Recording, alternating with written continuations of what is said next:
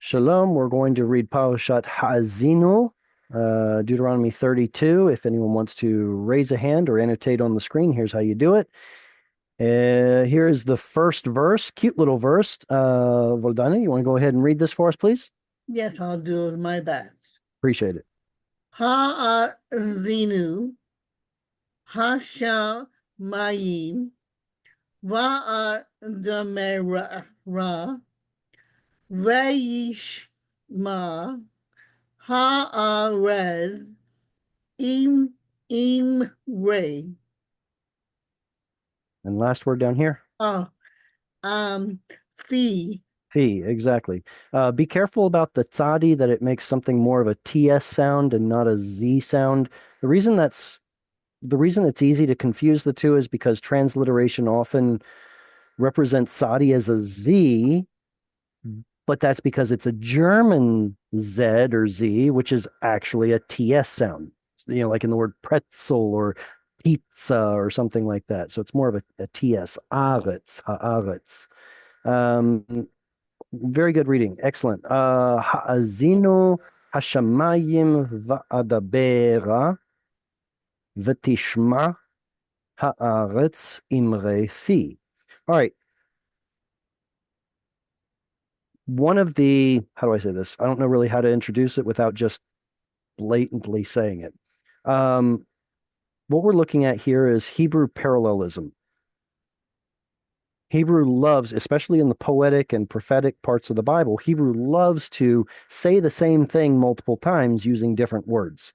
So when we have Ha'azinu hashamayim v'adabera, that's more or less in parallel with V'tishma ha'aretz imre fi. So let's connect some parallel words here. What are some pairs of words here? Some word pairs is actually what they're called, that are in parallel with one another. Ear, Anyone? here, ear, and here. Okay. Okay, very good. So give ear and hear. From two different roots: shma, listen; heed, hearken, obey. And ozen is an ear. In the he feel, it means to cause ear or give ear, make hearing. So those are parallel. Good. Another one? Imre and P. Actually, Imre. No, sorry. Va'adabera and Imre P. Okay. Good. Absolutely. Absolutely. Imre fi would be the expressions of my mouth, right? And the imre is going to be in construct plural, but it's a noun in construct plural. So here it calls it the words, but it's sayings or expressions of fi. So that exactly is going to be in parallel with va'adabera. Now, va'adabera is a verb. Imre fi is not a verb, but nevertheless, they are parallel, and it's okay for them to be parallel, but not the same part of speech. All right, so last one, what is it going to be? Shamayim and Haaretz. Yeah, two parts of a larger whole. Exactly. So listen, or give ear, O heavens, and listen, O earth. Those necessarily have to be parallel. Well, how is heavens parallel to earth? Well, it's part of what's called a I don't want to mess up the name. What is it? Merismus? Merismus, or when I went to school, we called them marisms, but I think other people call them a merismus or something like that. The idea is that you're referring to um, multiple realms, not because you're talking about those two things, but you're talking about them plus everything that they contain. So to say something like heavens and earth is to say the entire observable world, more or less. But here it looks to me like Moses is calling upon things that will last longer than he will to be a witness to the children of Israel about the things that he has said. Two or three witnesses, right? So here we have the heavens and the earth who are listening to what Moses has to say. And what is it that they need to listen up to hear? And yes, Yeah. yes, and I think about the first verse. You must believe that God is in heaven and that He says something, and the person write it down, and we believe this is the word of God. Mm-hmm. Yes, a written one. Yeah. Exactly. Yes, but it's from His mouth through the Holy Spirit. Very good topic. Now, thank you. Thank you. Absolutely. Let's see. Cheryl, would you like to read the next verse? Microphone. Yeah. Okay, thank you. Ya'arov kamatar likri. I don't understand what I'm reading, so it makes it hard. This is poetic. It's very, yeah, exactly. If you understand this, then good on you. And if you don't, then expect to learn something new. Take your time. Okay. Ya'arov kamatar likri. Tiza. Tizal. Tizol. No, Tizal. Tizal. Katal. Imrati. Kish,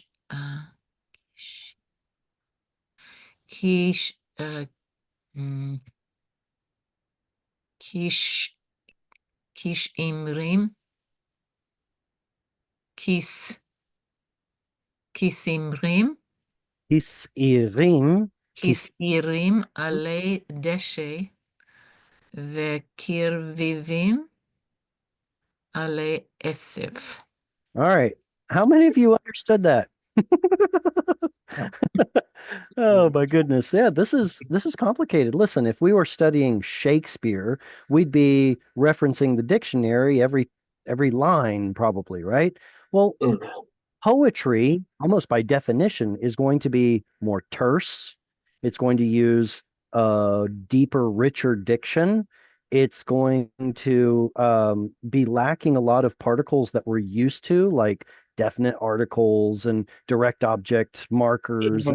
It seems like it defies the grammar that we study when we're learning prose and story time biblical Hebrew, right?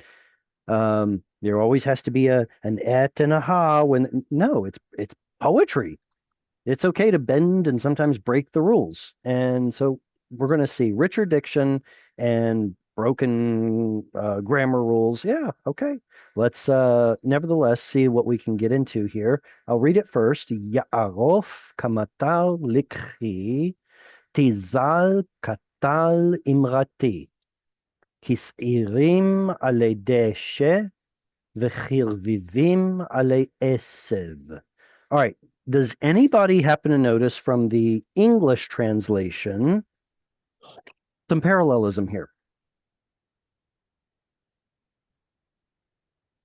Talk to me. What's parallel here? Rain and dew. Okay, so you can see I've already cut this up into 4 sections with these little orange commas, right? So these two are parallel. These two are parallel. So we have a lot of connections to make. So the first one you said was what, matar and tal? What was it? Yeah. Okay. Matar and katal. In modern Hebrew, an umbrella in the rain, an umbrella is called a Mitiya. yeah, absolutely. So matar is one of those words for rain. And tal, well, you can see it right there, is dew. Those are parallel. All right. What about another one? Speech and doctrine. Which one? Tell me again. Speech and my doctrine. Right. Likri imrati. Okay, we saw imrefi in the previous verse. Now we're looking at imrati. This is feminine instead of masculine. In general, feminine nouns tend to be more abstract. So whereas imrefi would be something more concrete like expressions, like words, Here, it's something more abstract, like the content of all of my speech. When we talk about abstraction, it's essentially it's almost like containing a lot of other smaller elements that have a little bit more flexibility, something like that. So speech in general can encompass quite a broad array. Well, it's feminine, it's more abstract, makes sense. Okay, so imrati has a pronominal suffix. My imra, speech, goes with likri. Does anyone know the root of that word, likri? The answer is yes, but do you see it? Lekach. Very good, which is the same root as lakach, to take. Lakach, he took. Lekach is the takeaway from something. It's like the moral of the story. What's the takeaway after hearing XYZ, the whatever it is someone said? So here we can kind of put those two themes together to help remember this word. A lekach is something that you take away as a lesson learned. Here it's called doctrine. Okay. Likri, my lekach. Next one. And as the showers, as the droplets. Mm-hmm. Right. Okay. So we've got Ya'arof. Wait a second. Which one? Oh, you said showers and droplets. Yes. You are correct. I want to get these two done first, and then we'll go to the bottom. So I won't forget your answer. Here on this first part, we're going to connect these two right here. They're both yiktol verbs, and that's about where the similarities stop. Okay, Ya'arof. We probably don't know that word, right? I thought oref. For some reason, I was thinking oref is the back of the neck. Like I think like someone getting drenched with rain on the back of their neck every time I read this verse. Ya'arof kamatav. I don't know what the connection is. I'd have to look it up. What's the root of this one over here? Tizal.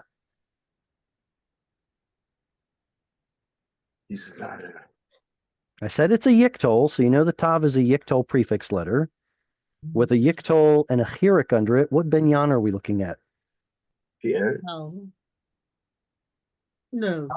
Kal? No, PL not, no. Yeah, PL has a shva under the front, but this has a kal. chirik. This is a kal. This is a kal. This is an easy verb. It's a kal. Remember, kal means easy, right? Okay, so it is a kal, but we have a couple of problems here, don't we?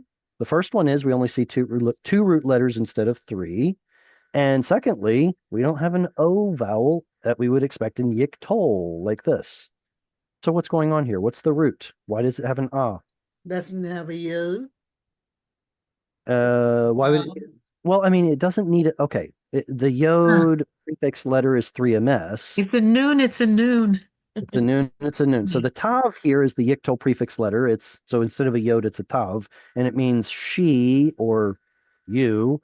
Here it's probably she, because speech is feminine. So tizal is feminine. But yeah, when you see a dagesh like this, a strong dagesh, first thing you should think of is noon. By and large, when letters go missing and you see a dagesh, by and large, it's a noon. If it's not a noon, it could be something else that's very rare, or it could be a doubled letter like savav or mashash or shamam or halal, words like that have the second and third root letter the same. That could also cause a strong dagesh. But here, it's a noon. So instead of tin zal, the theoretical form would be tin zal. Rather than getting that, the noon at the end of the syllable will assimilate, creating a strong dagesh, and we get tizal. Okay, so why do we get an ah sound here? Ah. When do we usually get ah sounds in a yiktol verb?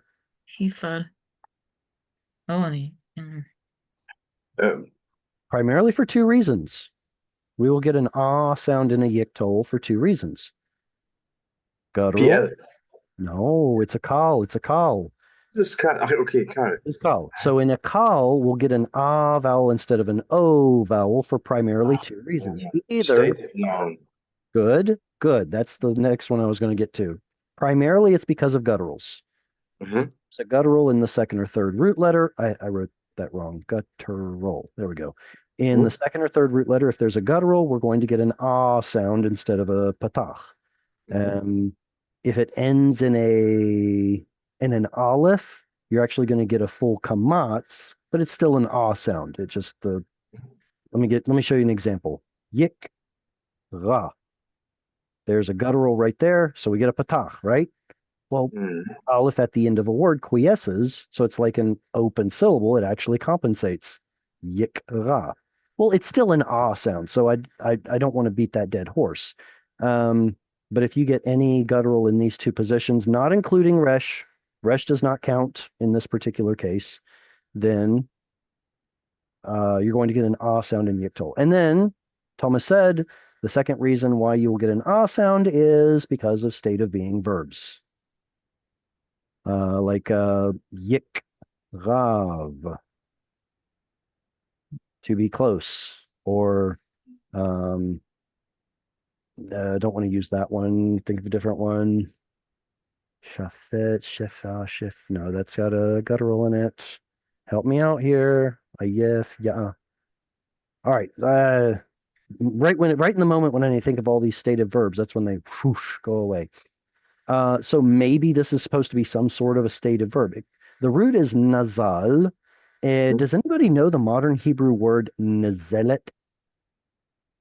No, saline is liquids, so Yeah, nasalet is a nasal drip, I think.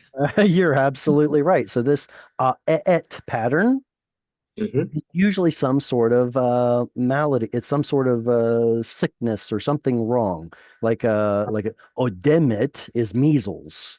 Tzaraat is the skin condition that's often translated as leprosy. So nazelet here is when something is dripping that shouldn't be.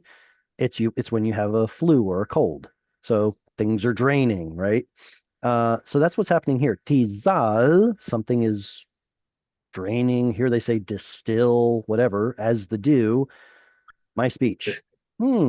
Paints a pretty picture. So try not to think of Nazelet when you're reading this, I guess. Whatever. Now, Voldan, you said these was this one and this one as the droplets and as the showers are parallel. So now we'll jump down to that section.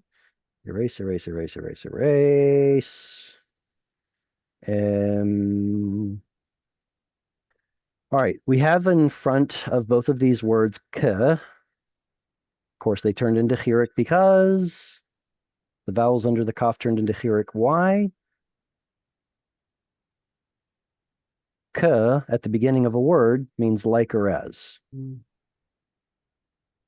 If the word itself already starts with a shva, like this one, we can't have two audible shvas at the beginning of the word, so Hebrew fixes it and turns it into a chirik. But it's still k, just with a different vowel now. So kis'irim v'chirvivim, which they're translating as droplets and showers. Now, you're just going to have to take the translator's word on this.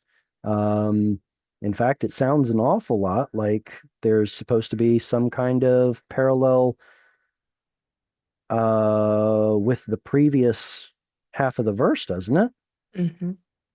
Uh-oh, what's going on? I can't operate my tool. There we go. So I'll put this in the same color because rain and droplets, dew and showers. And then alle alle. Are those supposed to be parallel? Mm, It's maybe. equal. Zichel. Of course they are. What word is this? Ale. Ale, ale, ale, ale. No, it's not Spanish. This is the word al in its original form. Al only has two letters. Most Hebrew roots have three.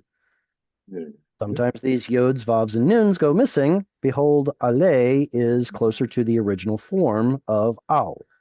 Here is an older archaic poetry, biblical archaic poetry example of the original form of ale. as opposed to al. How do we know this is the more original form? Well, because in the construct form, when you add a pronominal suffix to al, all of a sudden there's a yod, alecha, right? Why is there a yod here? Because it's plural? No, it's not plural. Al isn't plural. It can't be plural. Al means upon. Upon you. Upon's you? No, that's original root letter. Ein lamed yod. Ah. So what you'll run into is that there are multiple reasons that yod will show up in front of a pronominal suffix. It could be because the noun is plural. Think of susecha. Why is there a yod now? Well, because the word suse is plural. It's a construct plural. Right. So we're taking suse, which is plural, and adding cha to the end, yours, it becomes your horses or the horses of you. But here, it's not the same yod. It's a different yod. It's actually a yod of the root. Yeah. Ah, cool. Let's see. There's another example. Earlier we saw the word fi or p, which means mouth. His mouth, peeve. Mhm. Now, it was probably originally pihu, and in fact, there are plenty of examples of this in the Bible. But over time, we got lazy, we stopped pronouncing the hey, and then for whatever reason, we changed vav from a W into a V, and that somehow becomes peeve. But the point is, the yod that you're looking at here is not plural. It's part of the root. Let's see, what else? So ale deshe and ale esiv. I'm not really sure those are parallel with something from earlier, are they? Oh, wow. Wow. I was just thinking this could be a complex form of synonymous poetry mixed with staircase poetry. What do you call it? Staircase staircase poetry where you say something and then you add something onto it. So I have here let the rain drop, that is droplets, and let the dew distill, that is showers, right? So it's like these two are kind of a halfway point, combining the first part of the verse to the second part. Anyway, I digress. Maybe, maybe not. At any rate, I'm just going to use a different color to connect ale deshe with ale esev, because those are obviously synonyms for stuff that grows in the dirt. I have a question. Question. Can I say kis irim ale perhaps heave or Here? aleha? When I I don't have understand the the word question. deshen, when I have no the word deshen, but I see this herb and I say aleha. Is that possible? Perhaps. Okay. If deshe is feminine, then it would be Yes, yes. aleha. If deshe is masculine, it would be alav. Yeah, genau. Yes. Perfect. Okay. Exactly. It's With possible. yeah, of course. Yeah. Okay. Kisi Because name there, alav. okay, because that is makef, because it is that's bind two words together. That's Right. thinking about, or So remember that makef is the Masoretic scribal way of intimately combining two words so that they are pronounced quickly together. And in fact, they are treated as one word and have only one cantillation mark. So it's not that these two words are necessarily, how do I say this? It's not that the two words that have makef are somehow intrinsically linked in general, but that in this particular instance, they are to be read quickly together. If you take a survey of all the places where makef combines words, I'm sorry, there's really no general pattern that you're going to find, except that the Masoretes want you to read those two words quickly together. That's it. But yes, it's two words being treated like one. Very good. All right. Did someone else have a question or comment? No, it's just that the rain, everything coming from heaven causes the things on earth to grow. See the doctrine, the speech, the rain coming down from heaven This is causes coming. the This is coming grass and from the earth. exactly. This is coming from an agrarian society where you spend the vast majority of your time praying, wishing, hoping that rain falls from the sky and will create grass, which then, uh, uh, causes your wheat to grow, causes your animals to have something to eat, so that you don't have to travel to a different location, so that all your animals don't starve. So this right here is really powerful in the ears of someone who is a shepherd or a farmer. Well, it makes us grow. And Can I Yeah. expand on Dean's comments? Yeah. What do you want to add? Yeah, this is actually what my favorite chapter in the whole Bible. If you take all 4 verses, so we've got he's speaking to the earth. The earth is covered by the mist, so there's like it's like a terrarium that we're looking at. So the dripping is from the mist. When you get mist on the inside of a terrarium, it drips onto the land. That's the first prayer made after the final feast of the harvest. And then the tender herb and the showers. This is the water that comes out of the temple um, as righteousness and justice from Isaiah 56 and Matthew 8. So what we're doing, he's saying that his word, his Sabbath, his 7 sevens, is he's sevening the blessing on earth through the children and the people that will receive his blessing from what's coming up in verse 4. Wow. Verse 4 is going to be in the next slide. Who wants to take this little itty bitty verse? Tim, do you want to read it? Because the name I will publish. Oh, yeah. Hishem Adonai Ekra Habu Godel Lehohenu. Kishem. Kishem Adonai Ekra Havu Godel Lelohenu. Usually this should be Havu, but I'm looking at the cantillation mark and it's Havu. Moreover, very rarely will you see 2 cantillation marks adjacent to each other. So this is really a head scratcher right here for me. Havu Godel Lelohenu. Let's see. So this is going to be the reason for everything that he said so far. Because Ki Shem Adonai Ekra, the name of the Lord, I will call, or it says publish, but I'm not sure publishing existed back then. Havu, what is the root of Havu? Hava. Was he at the end? No. Oh, Good guess. That's a good guess. Like for example, here, let me give you a counter example. Back up just a little bit. What form of a word is this? With that ooh at the end? Third, both plural, also masculine or feminine plural. Okay, so that is true that katal 3CP is going to Yes, have an katal. ooh suffix. You're absolutely right. This is not katal 3CP. What else has an ooh at the end? They, Tall. Come again? Oh, wait a minute. No, it is. Never mind. Never mind. That's where the vav comes at the front. Yes, I know. I messed up. Okay. All right. Anyone? Where does an ooh come at the end? First common Can plural. be First common plural. they, Oh, well, that would well, yeah, No. but that would be new, wouldn't it? And here we're missing the noon. Mhm. All right, so that doesn't count.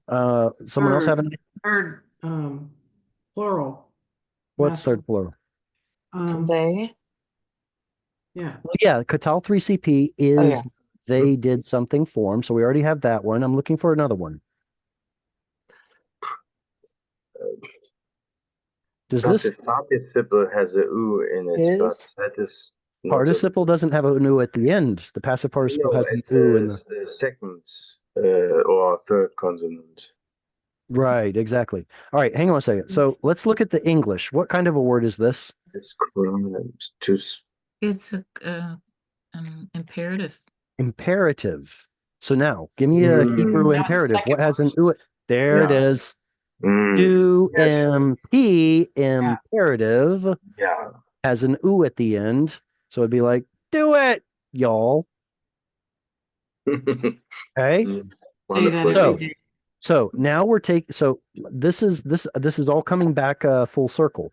If the root were hey bet yod or hey, whatever you want to call it, then compare it to something else like bana.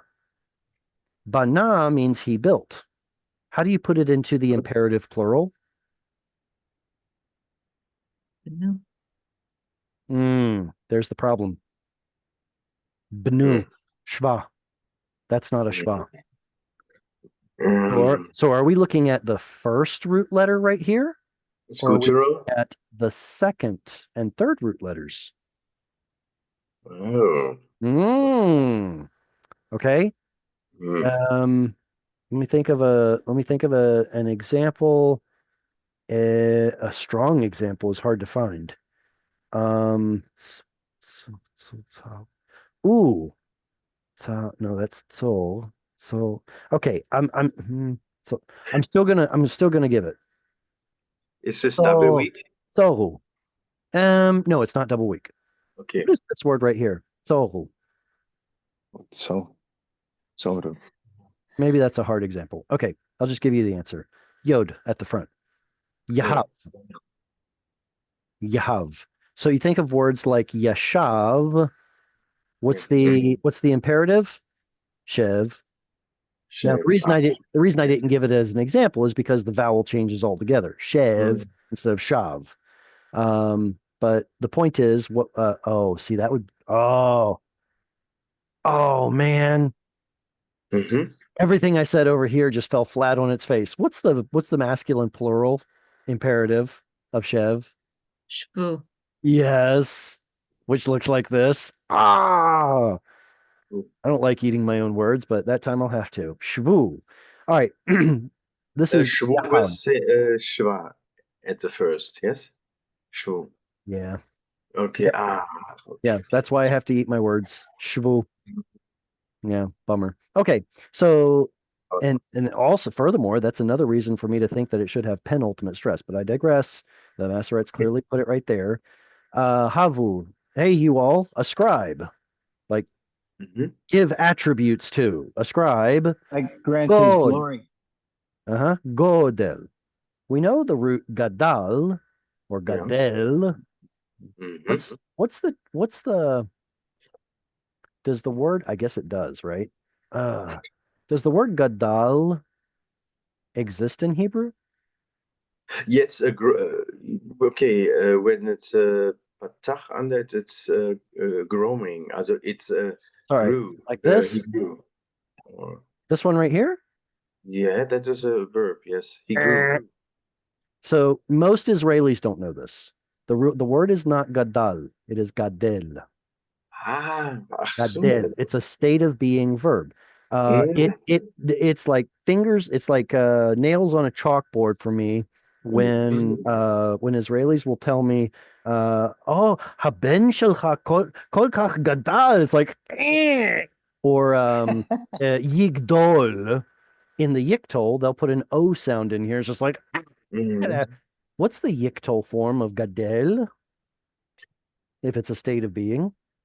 Yigdal. There's a prayer that uses this form. Yigdal. It's not yigdol, it's yigdal. Anyway, I digress. So what form is this? Godel.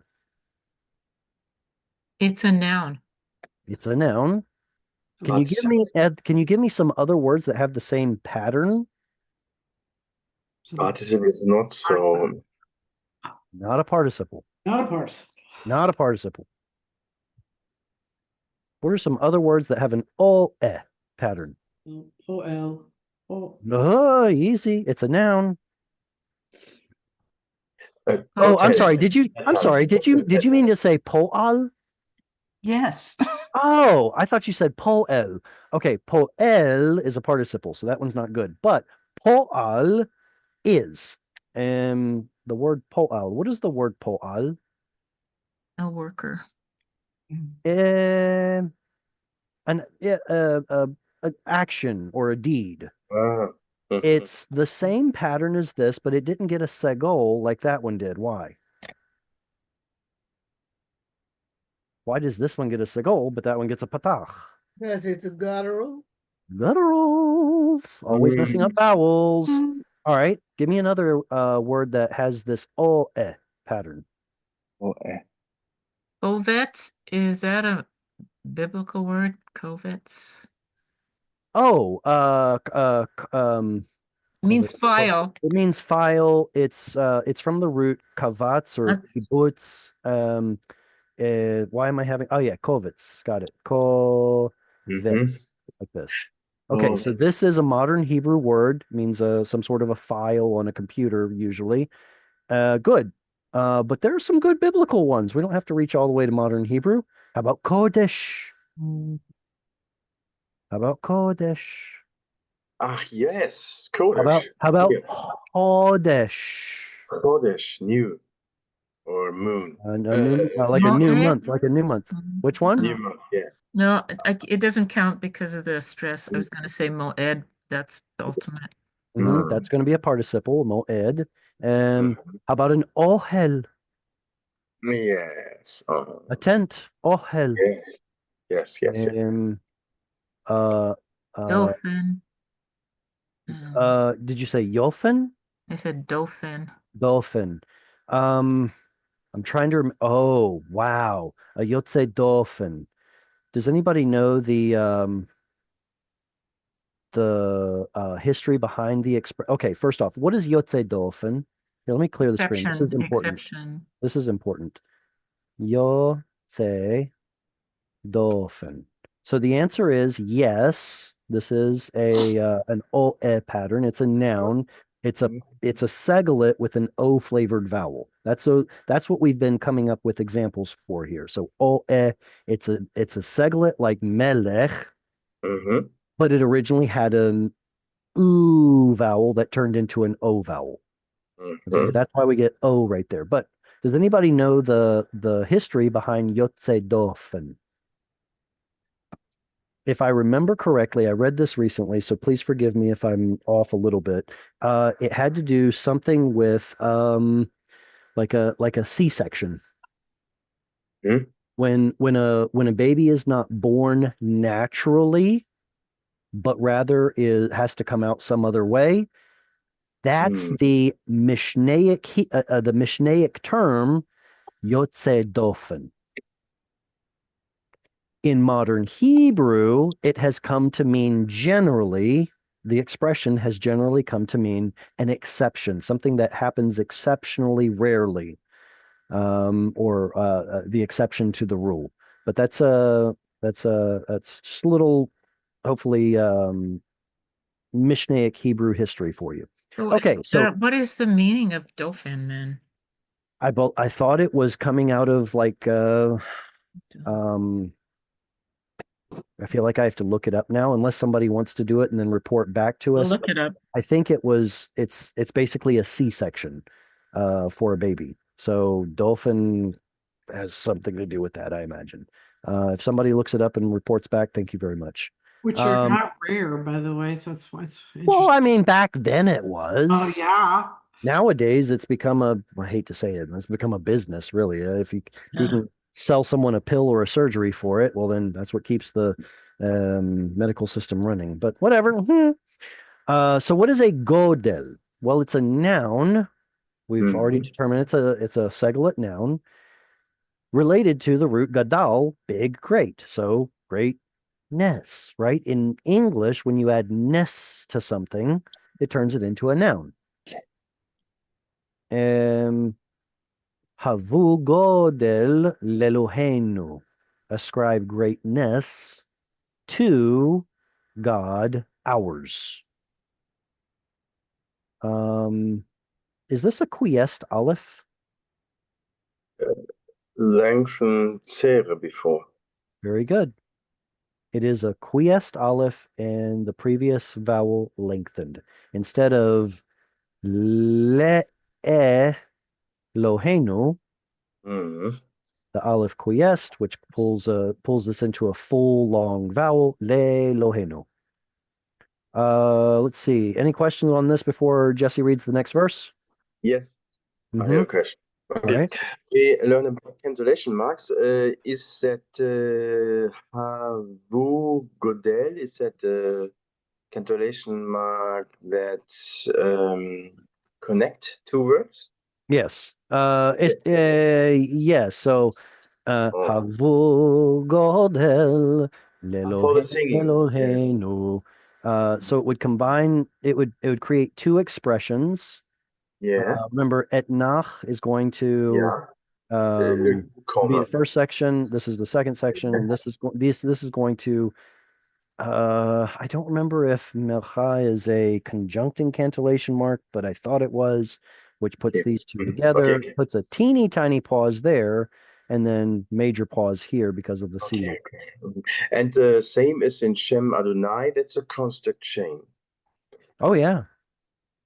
Yeah, So absolutely. it's the same cancellation mark, yes? Yes, same cantillation mark. Same This is in a thinking about connecting relationship between Mhm. words. Okay. Very good. Okay. That's right. Thank you. Nice. Jesse, do you want to read? Yes, Nice. I do. Hatzur tamim ha'alo po'olo. Wow, there it is. Ki Excellent. po'olo.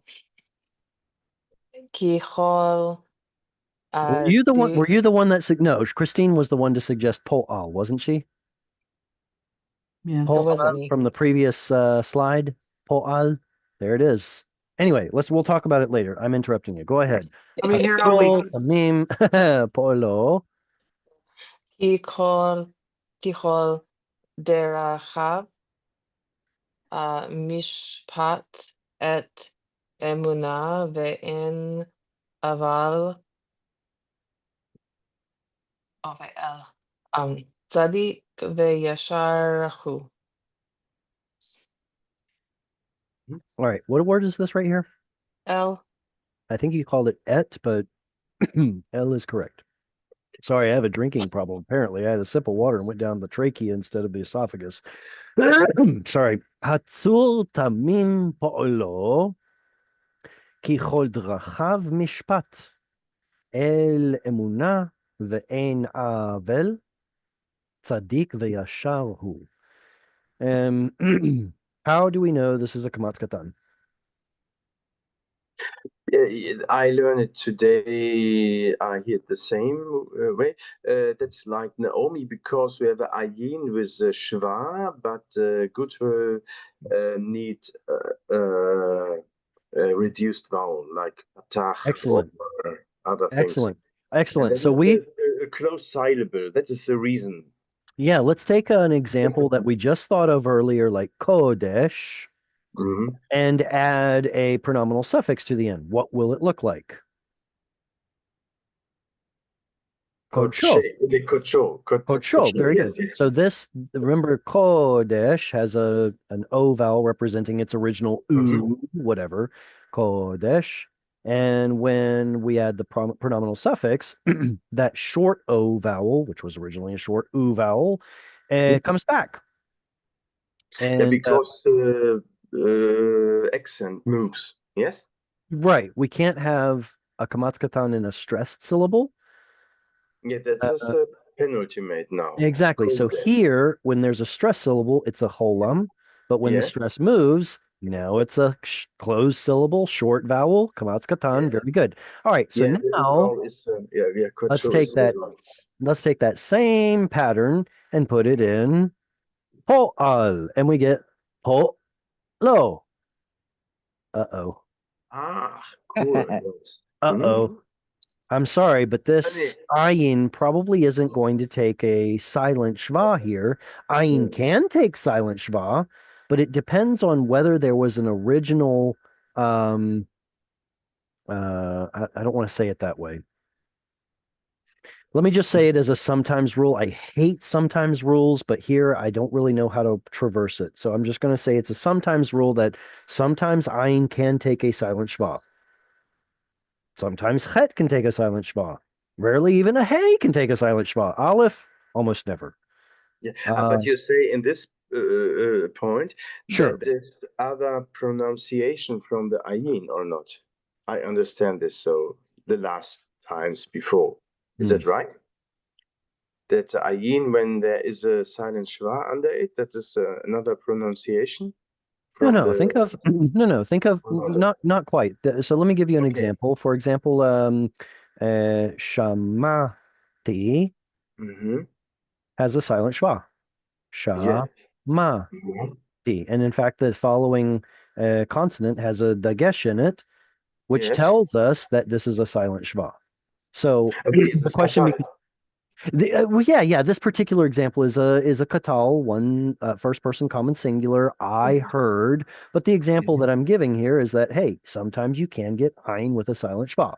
It does Okay. exist. Mhm. Example here, but for whatever reason, sometimes rule, I could come up with a convoluted reason for it that would probably lose half the class, and maybe I wouldn't even be right, and I'd have to eat my words again. So I'm not even going to try. Here we know from the Bible that it's going to be po'o, and it's not going to take a silent schwa. Well, why does it take this vowel in particular? Because that's an O. So this is an O. Po'olo. And like you said, it's the exact same thing with Naomi's name, No me. No me. It comes from the word. What's the absolute form of Naomi without a pronominal suffix? Na'am. What? Nun ayin mem. Na'am or not? No'am. No. Just like po'al. No'am. Okay. No'am. Okay, I go in the katal form in the. Yeah. You love katal. All right. Hatzur tamim po'olo. Tzur is a boulder.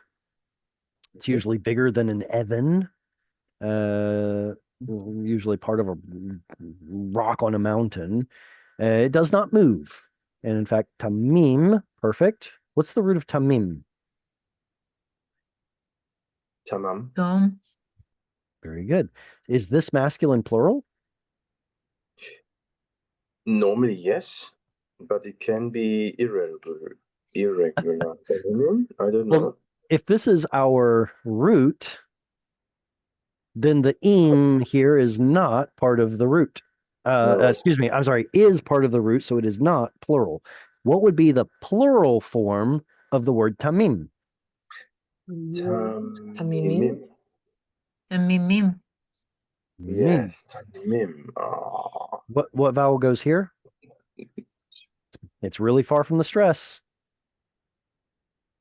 So instead of a kamatz, it's going to be a What? no. Instead of a kamatz, it's too far from the stress. It drops to a shva. Remember, Mhm. long vowels, if they get too far from the stress, that they drop to a reduced vowel, a shva. So tamimim is your masculine plural form.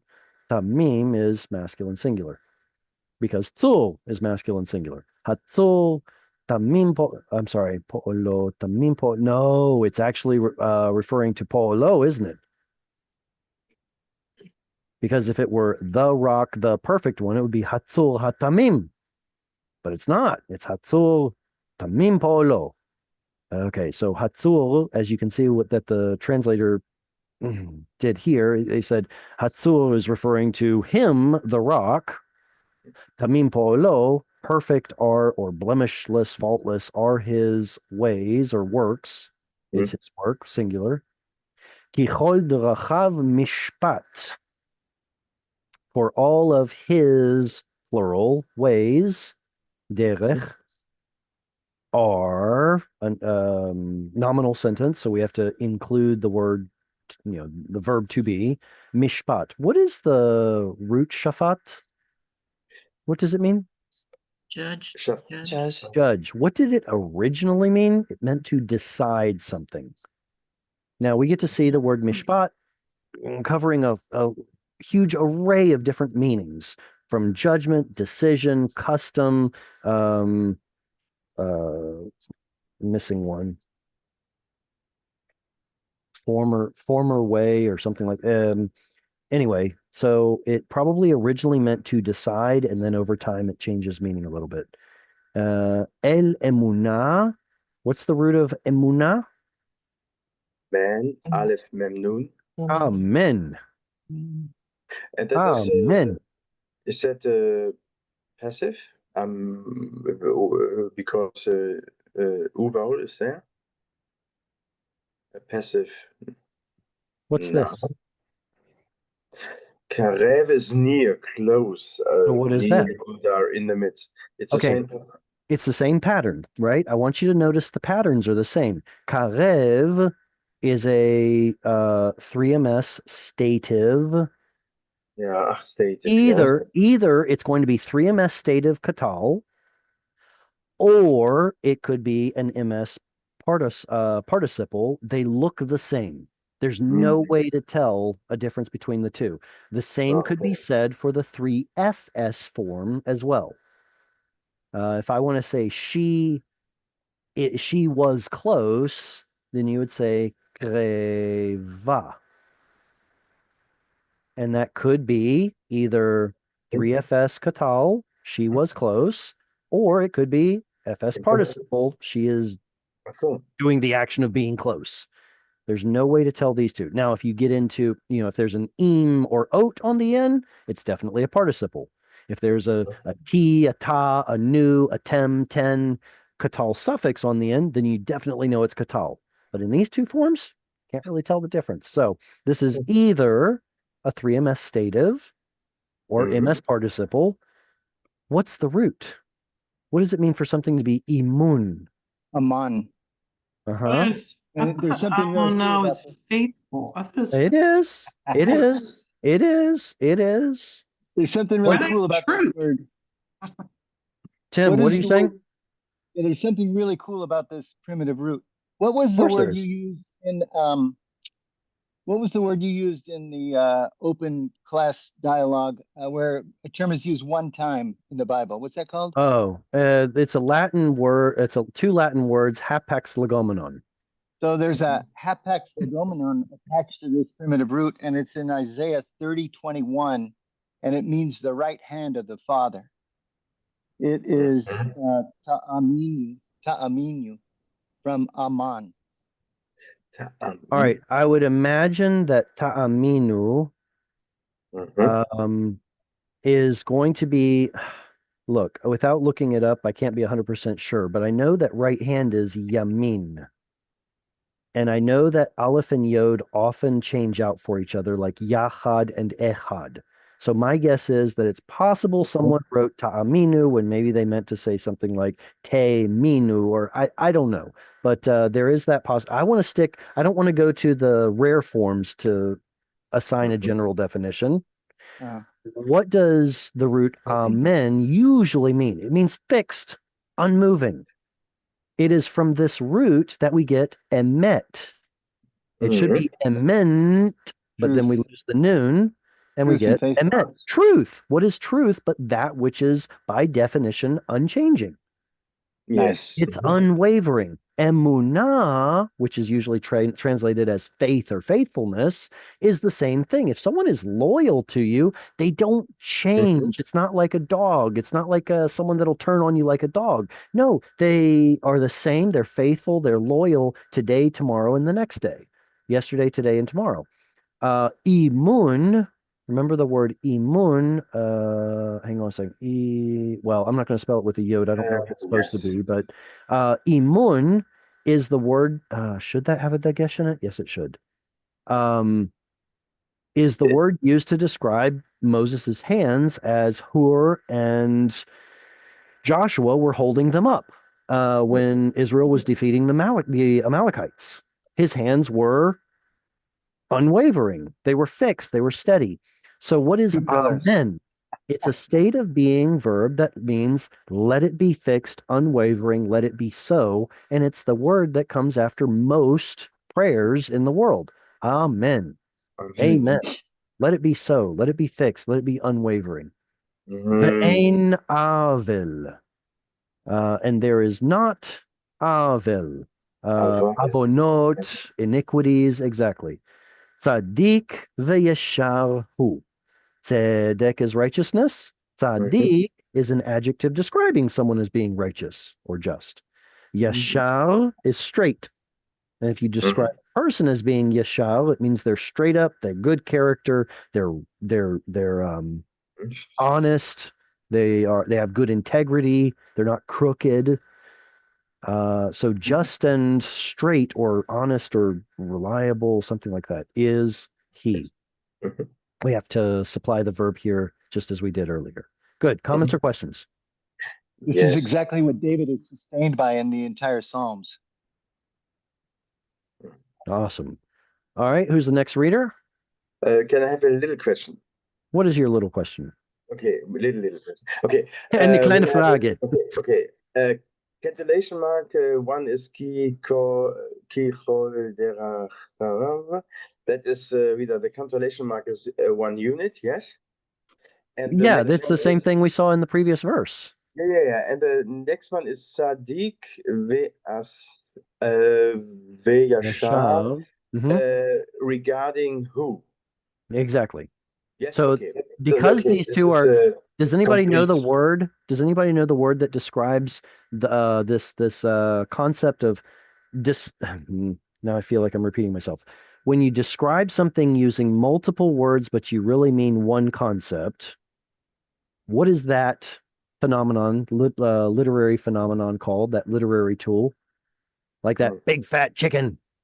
Do I mean to say it's both big and fat? No, I'm saying it's a big chicken. That's Henditis, right? Henditis. Has anyone heard that word before? Oh gosh, I don't even know if I can spell it. I think there's a Y. I think there's a Y in there somewhere. Wherever it is, henditis is the poetic literary tool to describe something using multiple. Well, because, and you pointed out, because these two seem locked together, tzaddik ve'yashar, it's almost like it's a single unit. He is just and right. yes. I mean, can someone be just without being right, or can they be right without being, or straight character, I guess? Can someone be just with a crooked character, or can someone have a good character and not be just? It's like one and the same. Yeah, yes, clear. Okay. All right, who shall be reading next? All right, Jesse, your hand is up. Go ahead. Oh, okay. I just tried, but Shechet Lolo Banav Mumam Dor Ikesh Uf Taltol.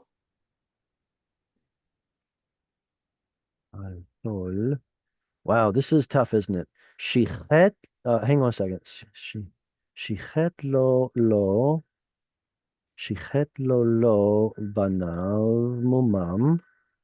All right, so I'm trying to split this up syntactically. Maybe some of you could help me out here. Those of you who've done a modicum of study on the cantillation marks, how can I split this up so that it doesn't feel like a string of words, but feels like logical units? Okay. Mumam is the first comma. Yeah, that with that cantillation mark, we know that's the halfway mark. It splits it into two halves. Yeah. So that means this is the next half. Good. Then where do we go from there? Then we have a word unit or a relationship. Shichet lo. This one. The I first agree. unit. I agree. And do. Shichet lo. Wow. Does that help our case at all to divide this here? Like that? Does that help us? I'm not sure that makes it easier for me to understand. They have corrupt to not. And then do ekesh. Oh, sorry, I haven't even read this yet. Yes. Do ekesh. Ikesh, PL. Ufatol. No, uftaltol. These are not words I use every day. Ufataltol. Whew. Ooh, does anyone know the word petal? Petal. Petal. I really hope it's spelled with a tav instead of a tet. A petal is a berry, like on a berry bush. Mm-hmm. Yeah. So I wonder why this reduplication, what does this reduplication of the root have to do with its meaning? Are berry bushes crooked? I don't know. Or maybe, oh, Naphtali. Help me out. What is the meaning of Naphtali from Genesis? Uh, Naph wrestling or something like that. I feel like we should go look it up because I don't know about you, but I just recently read this with the Torah portion. Yeah, I did too, and I think it has something to do with wrestling. But I'll look it up. Naphtali. I want to say the same thing. Mm-hmm. Okay.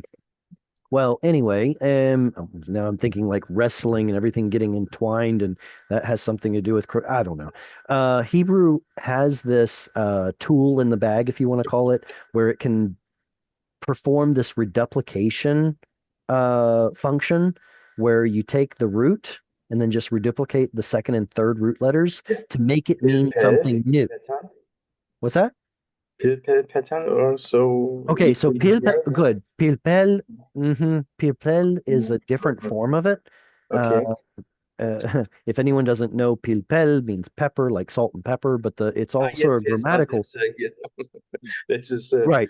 I But it's think also a Pilpel is grammatical term. also sorry. Yeah, okay. Good. It's also a grammatical term where we're taking a root that has a weak root letter and taking just the two strong letters and reduplicating them. So one example would be kilkel. Kilkel comes from kol. Kol Ah, is to provide, excuse me, kol means all, everything, included, yes, encompassing. yes.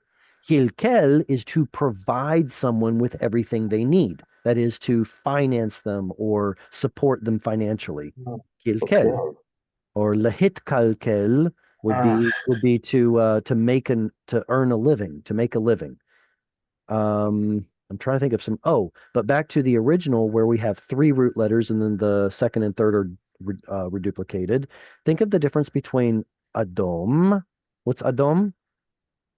red. Red, Red. and Adam Demet Oh, or Adam Dom.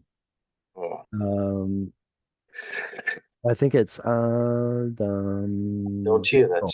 Adam Dom with a weak to guess right there. This is reddish or pinkish. Okay, so it's like having a quality of red, but not full Adom. So it's either reddish Ah, or nearing red. So you can okay. see that it's inventing or coining a new word using this reduplication tactic. Hebrew can get quite creative using this tool. Okay, so I'm still really on the fence about how to interpret this. The English says they have corrupted, and the problem with that is there is no they. They do not corrupt it. Where do you see they? I don't see it. I don't see it either. And then there's a not over here. So to him, there's an O. This is 3MS. So But the context can literally, be they. The context can be that you write they. well, let's go back. Do we have no, we're talking about God. God's amazing, God's Yes, wonderful, yes. God blah blah blah. And then shichetlo. Who? Why? Yeah, what's going on? So we know that Oh, shichet means no. to waste or corrupt or destroy or something like that. So he wasted or he corrupted, he lo unto There him is not. there is a slang term in modern Hebrew, laot, little by little. So you could potentially interpret this as little by little, they've corrupted themselves into a knot. Hmm? It's leat leat, little by little. Little by And little. so yeah, I'm having a little bit of trouble with this, but hey, listen, it's archaic poetry. If you're not Mhm. having trouble with archaic poetry, then you're Moses from 4,000 years ago. Okay. No, hang on a second. How long ago? Gosh, 3,005, 1, 2, 3, 2, 5, 3,500 years ago. Okay. So it is difficult. It's old. It's got some very terse language in it. So we're going to wrestle with it. Look, if you don't know quite how to translate it, have a look at some other older translation like Septuagint or Peshitta or something like that and see what they did with it, and maybe it'll help bring it into focus. Or if you have it available, see if there are some differences in the Dead Sea Scroll version. Unfortunately, Dead Sea Scrolls, not all of the Hebrew Bible is available. It rotted over the 2,000 years that it was in caves, or no, not 2,000 years. Let's call it 1,850 years, whatever. Banav, his children, mumam. What is a mum? Defect. Defect, Defect. blemish. Blemish. Uh-huh.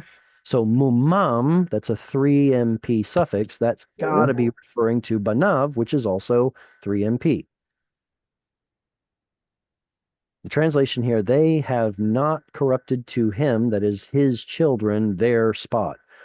What? Is the first one a PL? Yes. Yes. Yeah, It is a yeah. PL, but it cannot take a dagesh because of the chet. Yes. It's virtually double. That's right. So this is a PL, and the tav at the end is part of the root. Mhm. Dor ikesh uftaltol.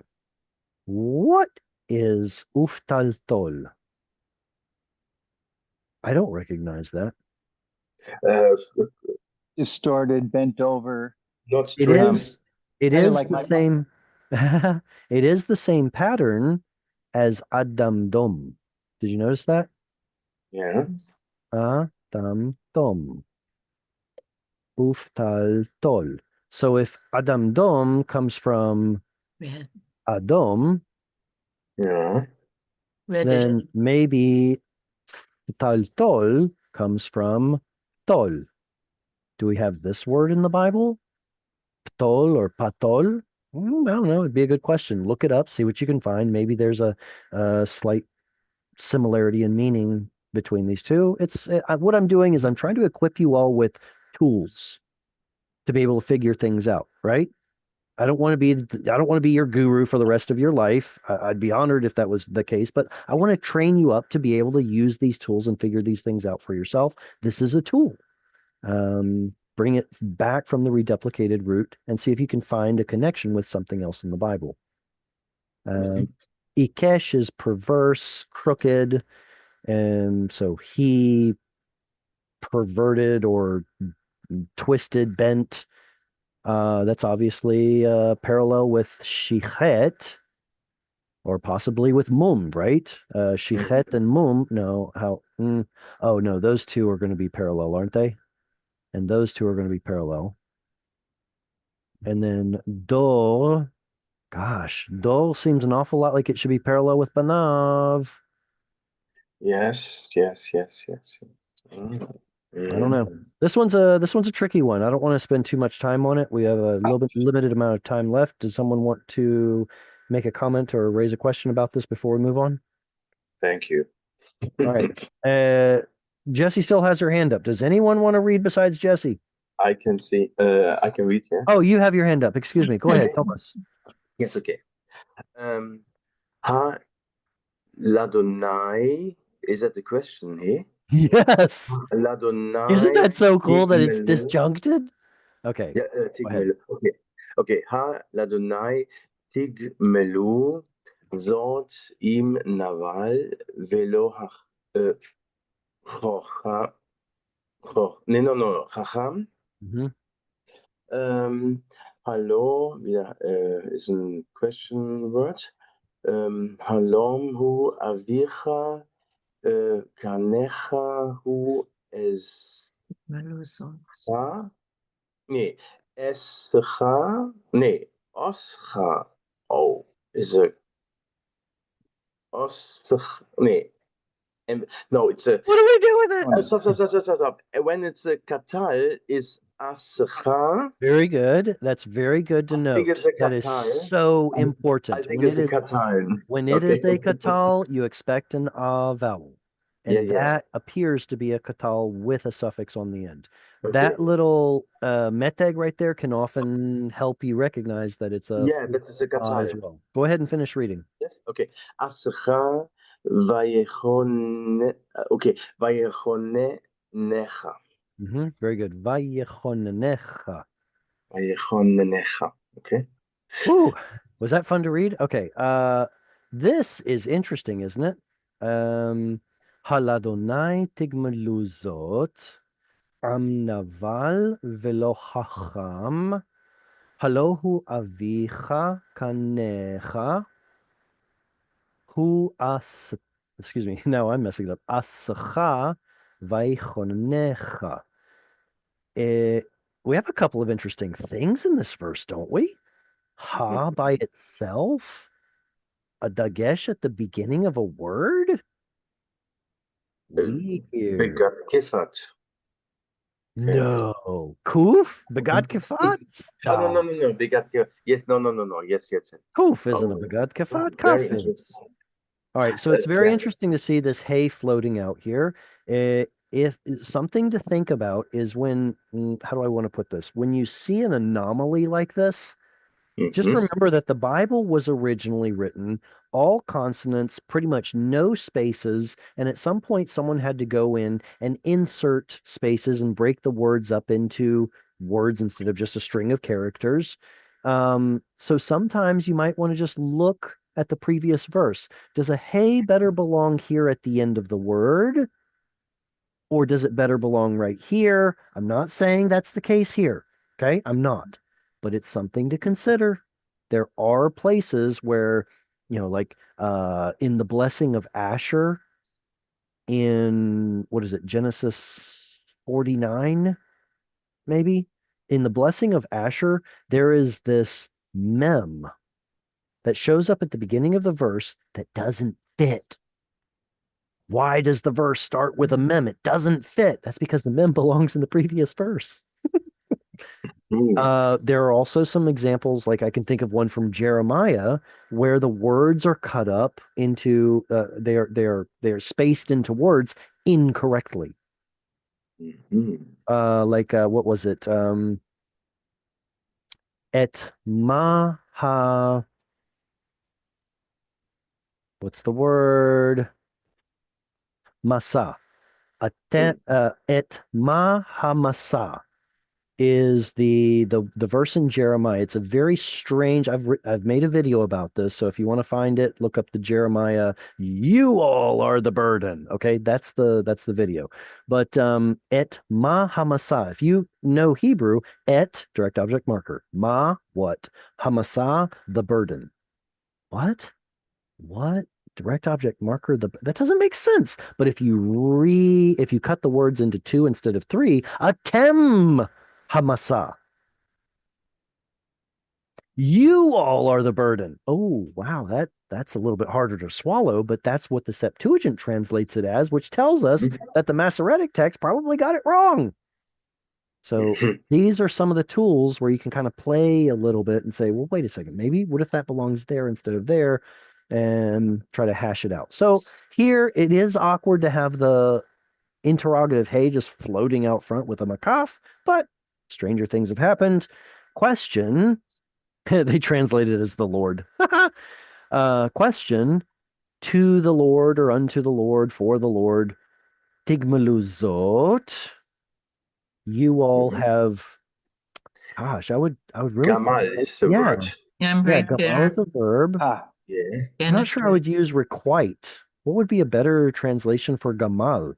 Usually it's like, Recompense? yeah, recompense. It's like getting paid back for something, usually for good, but sometimes not so good. You all have repaid zot. Oh, now I can kind of hear the echo of the previous verse with blemishes and wasting and crookedness. And is this how you repay the Lord? Ooh. Amnaval, continuing the the theme. Amnaval velo chacham. Mm, that's hard to swallow too. Naval. What is a nevel? Does anyone know? Or nivala? I know it, but no, not yet. I'm trying to connect. I'm trying to connect vocabulary here. Comes Uh, from Nabal. The name Nabal means foolishness, right? right. Well, the opposite, probably the opposite. That his Opposite, name yeah. comes Yeah. from it, but the point is, it has to do with foolish. But we already see that. A nevel. Mm. Actually, it appears to be it might be related to a mila loazit, a foreign loan word in the Greek, nablius, I think, which is an instrument. Nevel Vecchino. Mm. No, kinor is a kinor. Yeah, but Nevel. Nevel is the nevel. Yeah. It's a different, okay, it's a different instrument, but the point is, it's some sort of an instrument that is hollow. What is I want to if I remember correctly, it's like is it a nivila or nivla something, is a container, like a in the story of Mm. is it also from Abigail where she brings a container of wine and and it has the same root? Is it nivila, neve, something, a container, which is Mm. also hollow. Have you ever heard of the so the let's just call it the put down? If someone is claimed to have a hollow head, kind of like in New Testament, raka, if you say raka to your brother, what is wreck? Hollow, Empty. Empty. Mhm. empty. Exactly. So it's a put down. Hey, you, hollow head. Ooh. I'm wondering if Naval has more to do with hollowness, like hollow instruments and hollow containers. And Mm. so someone who is followed by nivila, hollowness, foolishness, emptiness. I wonder if that's the connection between foolish and Naval. You're not thinking, you're not using your head. Am Naval. Velo chacham. Chacham is what part of speech is chacham? Noun or adjective. Noun. Thank you. Thank you. You said Noun. noun, adjective, and that was the perfect answer. Mm. It is a substantive. Okay. It's either a noun. Mm. We get to see the same root with davar, right? A word. We get to see the same root with adam, Mm. man or mankind, or describing something Yes. as man. We see it in zachar, male. Well, Mm. male, is that a noun or an adjective? Yeah, it's kind of on the fence because a male is a noun, but describing someone as being male as opposed to female, well, then that's description, kind of like an adjective. So let's call it a substantive. But the point is, here Mhm. it's translated as an adjective. Wise. Lo chacham, not wise. Halohu avicha kanecha. Yeah. Alohu avicha. Does anyone, what's the word? What's the root of avicha? Av, father. Father. Dear Okay. father. Try to go a little deeper. What is the verbal root of this word? Av, Aveha. So it's av. ava with an original yod that went missing. It's a lamed yod verb. What is the meaning of the word ava? I've mentioned it before. Anyone remember? To be willing, Oh. to be willing, Willing. to Yes, consent. yes. Okay, so when you think of a father in the biblical sense, it's not really so much like, me big man, me father figure. It's more like I'm the one who consented to sustain this family. So especially in this context, hey, hollow heads, you who are not wise, isn't he the one who consented to sustain you? Isn't he your avicha? And then you can see the same thought pattern in the next word. Kanecha, what's the root of that one? Kof nun he. Kof Yod, nun, kof kof nun nun yod. yod, kof nun hey. Kana, ownership, buying. And that, of course, gets into the themes of redemption. He bought you back. You belong to him. So show your loyalty to him. Wow. Hu asacha. Okay, this feels like getting really repetitive here. He is the one who asa, made, formed, created, cha, you. Vaichonecha. And he's the one that kanan. Actually, is it kun? I'm sorry, it might be kun. Yeah, it is. It's kun. It's not konen. This is the so-called polel form. The root, I believe, if I'm not mistaken, is kun. You're welcome. Energic nun? You Energic all nun? no. It's not Okay, an okay. Arabic nun. This is something, this is a form of a verb. This is a special form of PL called polel. Mm. And it exists only with hollow roots and with geminate roots. In other words, it's with ein vav yods and it's with ein. So if that doesn't mean anything to you all, remember this is the second root letter is a vav or a yod. I'll just put vav. I can put yod right there. The second root letter is a vav or yod. I call them hollow. Other grammars call it ein vav yod.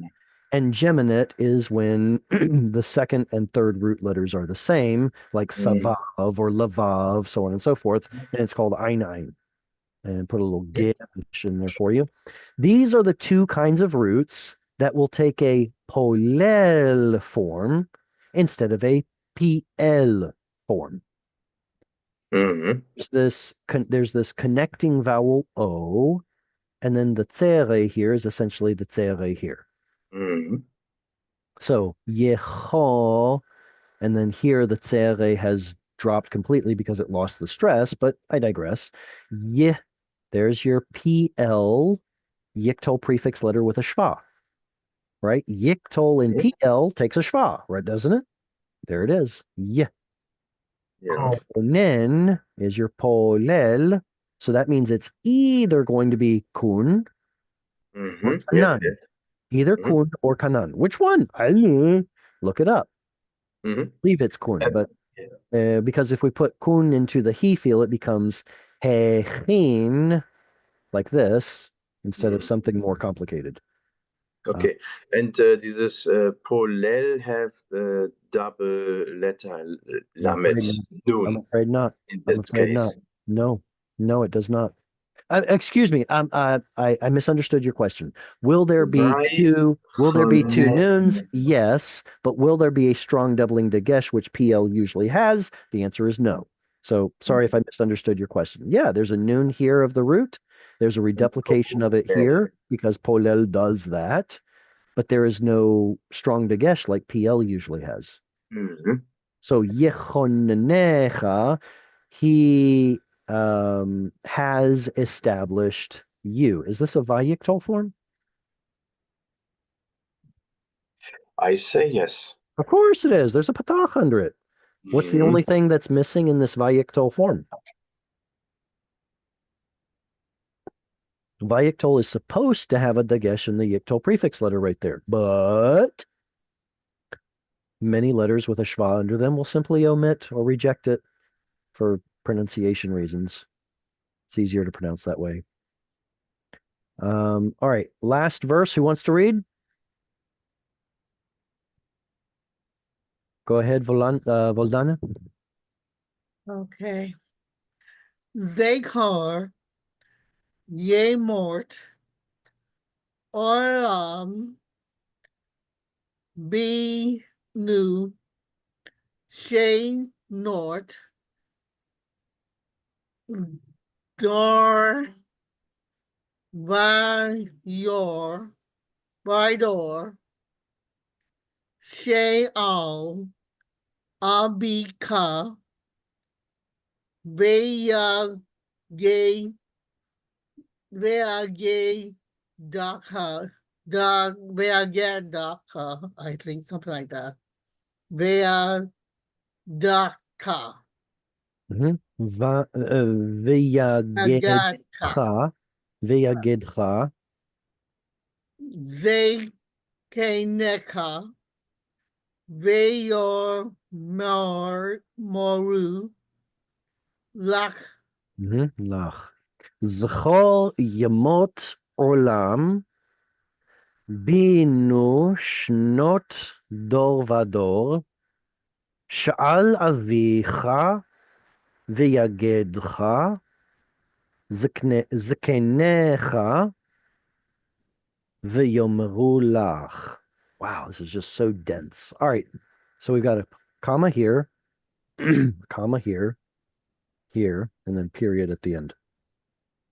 Zchor yemot olam. What? What? So What's okay? What's the singular of this word? Yom, Yam. What's the plural of this word? Yamim. Yamim. Wait, here it's im and there it's ot. Yeah, this is very interesting. Yes. All right, so there Feminine are ending. okay. Exactly. Well, I mean, okay. Because it shows up sometimes with an im and sometimes shows up with an ot. We have to figure out what grammatical gender is this word usually. Remember that there are irregular nouns that have a gender that you wouldn't expect, right? You have an ot at the Yes. end, boom, it's masculine. You have an im at the end, boom, it's feminine. It's like, adjectives never lie. The verb will help you. Pronominal suffixes will help you figure out what the gender is. But we know this already. What's the gender of yom? Masculine. Masculine. Masculine. So what we're looking at here is I'm actually delighted that we ran into this. We got two of them actually. Connection with should not. Both of these words are of the same category. Let me explain the phenomenon first. Another example of this would be milah. Milah in the plural is, does anyone know? Milotai. Milim. It's Milim. feminine, but it's milim. But for this word, milim, for this word, shanim, and for this word, yamim, the construct plural is different than the absolute plural.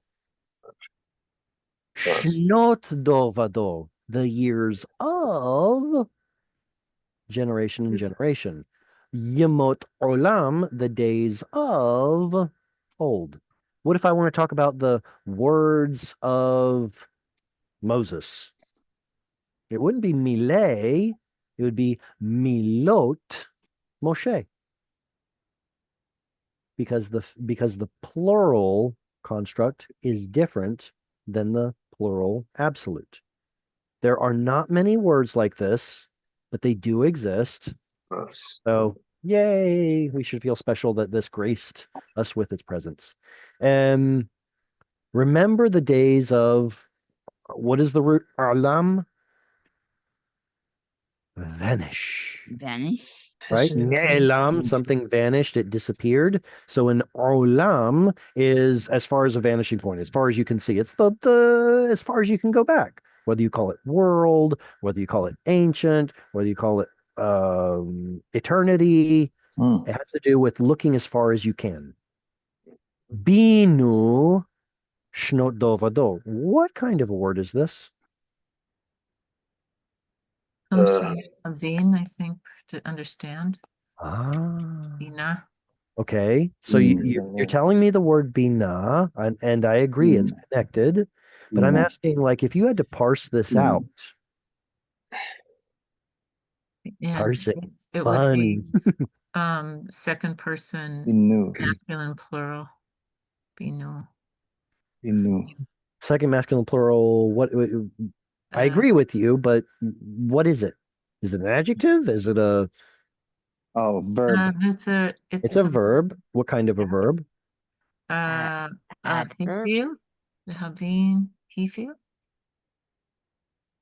Ooh. Okay, if it were he feel, it Hey, it's not there. would be like Yeah. this. Okay. Yeah. And that is when that is Leaf is not going because there's no Your call. Ding, ding, ding, ding, ding. Eileen got it. No. Al. Yes. Here, let's use a different verb. How would you turn this into an imperative? Sheer. The sheer. Shiru. Now, if it's a vav, it behaves the same way, but with a vav instead of a yod. So if you want to tell them to return, you would say Shuv. shuvu. Shuv. Shuv. Hey, you guys, shuv. So Mm. remember that the imperative form of these hollow roots maintain the hollow letter, yod or vav. So Mm. looking here, it is a kal imperative, Oh. which is not comfortable for us because we don't think of bin as being a kal verb, but rather as a he feel verb, mostly because of later biblical and especially modern Hebrew. Hevanti, hevanta, did you understand? Well, evidently it's used here as a kal, being used as consider something, not necessarily understand, just consider it. And consider the years of generation and generation. Here we have a hollow root, dor vador. And question, dor, is that the same pattern as Kodesh?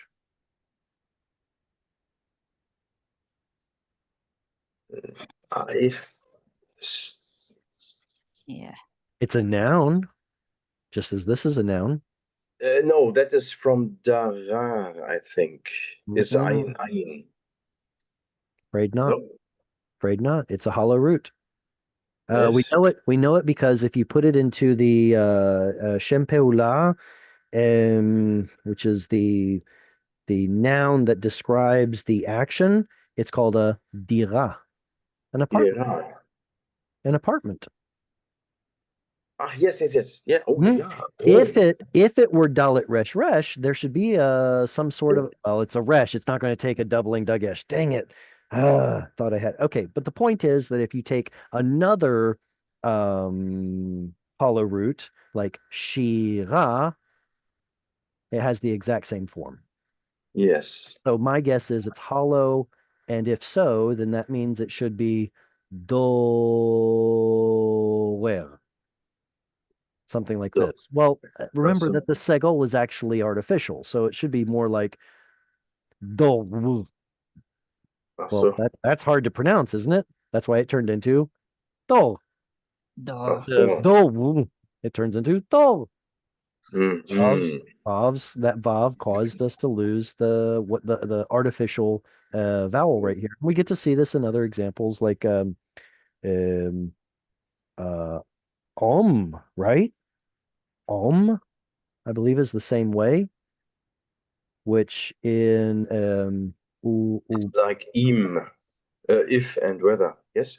it's probably closer related to mother, imma, Mother. having to do with ancestral connection. So is it umma or ummo? I think you'll actually get to see the dagesh in it. Is I'm just going to put an O right here, but I can't remember exactly. But anyway, when there's something on the end of the word, you can see the dagesh and you know it's geminate. But this one, Okay. nope. How about a dove? Okay. Uma is Arabic, I think, also. Hey, Also, I think question. for Question. yes, Dove. What's the root of dove? Duv. Dalet what? How do you say this is the word for bear, like grr. Mhm. How do you Yeah. say bears in the plural? Dubim. European. With Chonem. Tubim, yes. Hey. What's the root? To be. Dalet Vav Bet. There's a dagesh. What did I just say? If there's a dagesh, Noon. Yes. and Dalet not, Vav no. Bet. Here it's a Oh. geminate. Here it's a geminate. Oh. So it's dalit bet bet. Bet. Dalit Ah, bet bet. Dabab. Echt? Okay. Dalet bet bet. Dalit bet bet. Mhm. Ach. It's okay. It's really frustrating because this, my friend, looks exactly like this. But one of them is hollow and one of them is geminate. Yes, this is the frustration of weak roots. Those yods, vavs, and noons just really mess it up. Okay, well, we get to wrestle with it. It's the glory of God to conceal a matter, the glory of kings to reveal it. All right, you guys are awesome. I hope you learned something today. If you would like to support Hungry for Hebrew, this is how you can do it. Look forward to seeing you all next week. And I'm still working on my curriculum, but come probably January, I'm going to be focusing on it full time. I'm actually having a little bit of faith that how do I say this? I currently have 3 jobs. I'm actually going to quit 2 of them and go full time into Hebrew because this is my passion. And so I'm really just praying that God will provide and I can get a curriculum out that is going to be absolutely groundbreaking. It's going to be off the hook. It's going to be different than most others because it's going to look at Hebrew from a different perspective. I don't know if you guys know this, but most Hebrew grammars will teach you like the standard form of words and then spend the rest of your Hebrew life talking about the exceptions. Mhm. I want to do it a little bit differently so that almost all of those exceptions are accounted for right at the level A beginning. That's what's going to be different about it.